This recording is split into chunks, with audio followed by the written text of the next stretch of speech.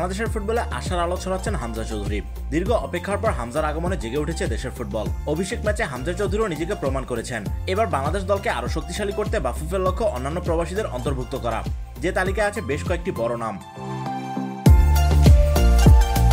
যুক্তরাষ্ট্রে major league সকারে খেলা দুই ভাই কুইন সুলিভান ও কাভান সুলিভানকে নিয়ে আগ্রহের কমতি নেই। তবে বাস্তবতা বিবেচনায় তাদের বাংলাদেশ দলে খেলার সম্ভাবনা খুবই ক্ষীণ।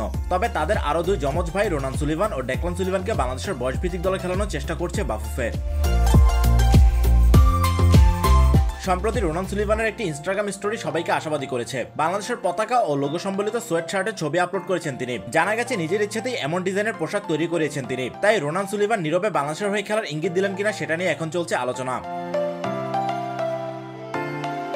রোনান সুলিভানের সঙ্গে ডেকলান সুলিভানও আছেন ফিলাডেলফিয়া একাডেমির অনূর্ধ্ব 18 দলে। রোনান খেলেন নাম্বার 9 পজিশনে, আর ডেকলানের পজিশন রাইট ব্যাক। তারা দুজনই টেকনিক্যালি বেশ শক্তিশালী। 2022-23 মৌসুমে এফসি ডেলকোতে 23 ম্যাচে 22 গোল করেন রোনান, যার ফলে তাকে দলে নেয় ফিলাডেলফিয়া একাডেমি।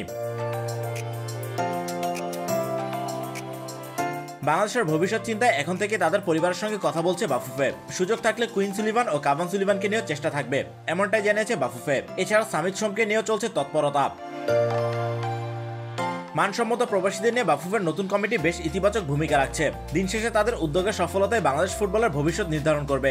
তাই মানসম্মত প্রবাসীদের সঙ্গে যোগ্য দেশিদের নিয়ে একটি শক্তিশালী দল গঠন করা এখন সময়ের দাবি। তাই এখন শুধু যোগ্যদের সুযোগ করে দেওয়ার পালা, তাহলেই মিলবে কাঙ্ক্ষিত সাফল্য।